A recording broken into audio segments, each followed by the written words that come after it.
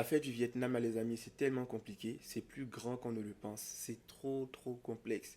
J'avais fait une vidéo, une première partie où j'expliquais les problèmes au niveau du transit, les problèmes au niveau des fournisseurs et autres. Et là maintenant, tous les transitaires sont bloqués.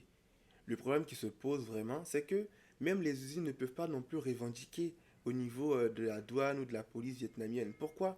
Parce que ce domaine-là, c'est très vite développé au Vietnam. Et il y a plein de petites usines qui ne sont pas déclarées. Ils ne payent pas de taxes. Ils font ça, comment on dit ça, under the table en anglais. En français, ils font ça sous la table. Donc il y a plein d'usines qui ne sont pas déclarées. Ils encaissent beaucoup d'argent, des milliers de dollars, mais ils ne peuvent pas intervenir parce qu'ils ne payent pas de taxes, ne payent pas d'impôts, ils ne sont pas déclarés. Et au niveau du transit aussi, il y a beaucoup de personnes qui se sont fait arnaquer, comme j'ai dit. Donc la police est en train de faire des investigations. Donc, en gros, moi, ce que j'ai compris de cette affaire-là, c'est que le gouvernement vietnamien veut tout simplement avoir la même mise sur ce secteur-là.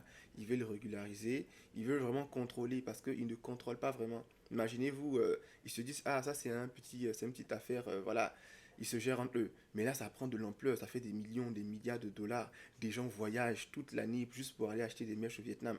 Donc, à un moment donné, ils regardent un peu, ils ont la tête, les yeux dans ce domaine-là. Donc, je pense qu'ils sont en train de régulariser, de tout réorganiser, de pouvoir mettre la main là-dessus au niveau du transit et tout. Mais par contre, les usines continuent de tourner. Ok, les usines continuent de tourner, j'ai même passé des commandes.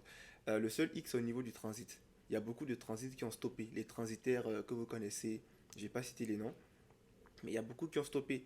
Au niveau de DHL FedEx, comme j'ai dit, ça passe toujours. Moi, mon fournisseur a expédié des colis dernièrement aux États-Unis dans le groupage des mèches à partir du Vietnam.